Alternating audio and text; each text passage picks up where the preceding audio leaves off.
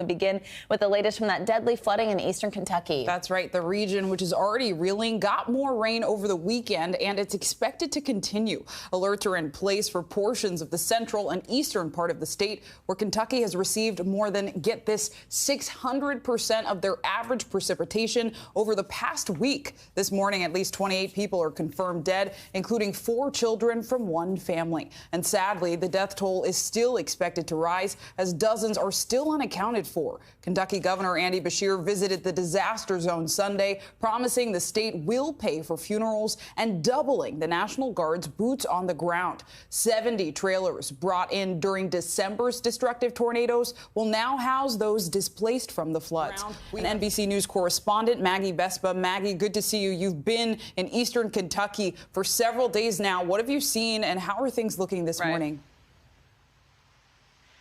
So we'll start with this morning's in, Clay, because it's actually been changing by the minute. We had about an hour-and-a-half drive from Lexington to where we are now, just kind of in the central part of the state that's really been affected here. And it was torrential rain on our drive in here. And you can see bodies of water like this, which have slowly been receding. It's safe to say they're starting to swell at least a little bit again, and it wouldn't take much rain, our meteorologists have been telling us, to flood this area again. And add to that, look at all the damage over here.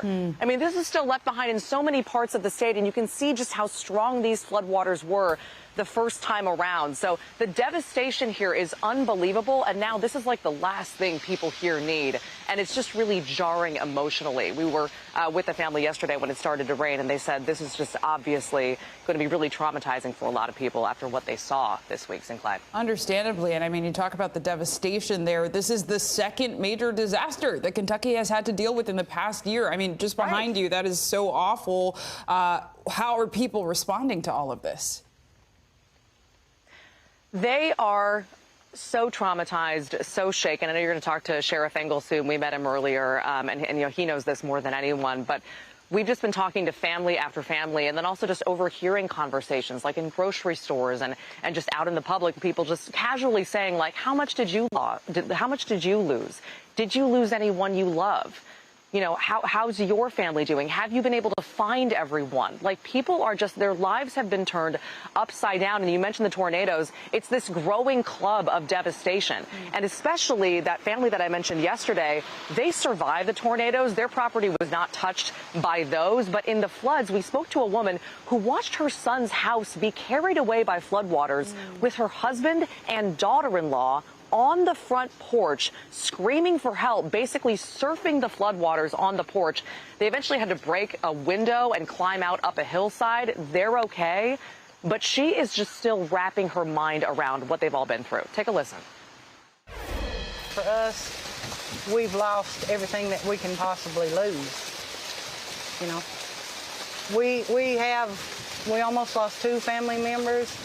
We've got them, I mean, the material stuff we can replace. But if they would have drowned in that house at night, I mean, there's no way that, you know, the children's mommy could be replaced, you know, their poppy could be replaced. And that's what they were all worried about.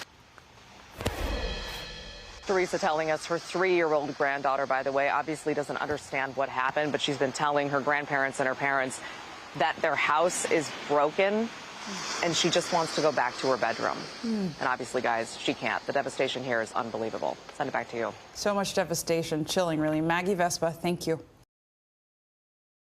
Thanks for watching our YouTube channel. Follow today's top stories and breaking news by downloading the NBC News app.